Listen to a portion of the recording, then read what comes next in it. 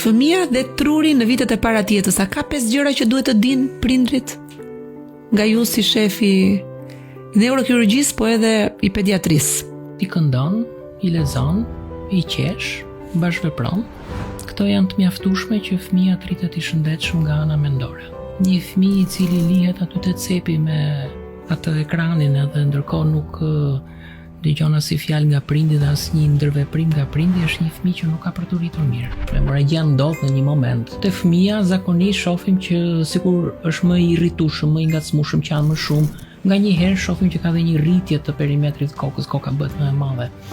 Po nëse ka diçka për cilën njerëzit duhet të kenë kujdes nëse kanë një sinjal që diçka po ndodh në kokën e tyre, të shkojmë njëherë te mjeku.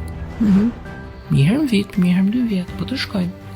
Sepse janë sëmundje të cilat ne i marrim vesh tepër vonë. Gjenetikisht lindim të mençur apo mençurohemi gjatë jetës? Ja, neve mençurohemi gjatë jetës. Truri pra shefi lumturisë tonë, po jo, ai na ka dhënë truri, po në fakt është mendja. Mendja. Dhe ne nuk e dim se ku është mendja. Thonin grekët, mendja është e gjendra pineale, po.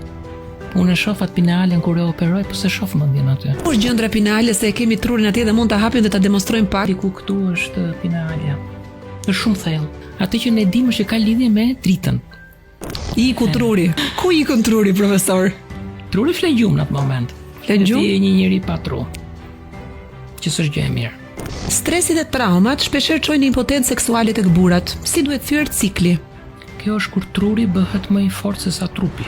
Te truri duhet parë kjo punë. Obsesioni, çfarë është në vetvete? Obsesioni është një smundje psikiatrike. A konkuron zemra me trurin në fakt? Kujtohet një fjalë angleze që thot believe in your guts. Kështu që është një i tretë që ka të drejtë. Truria zemra po zorrot.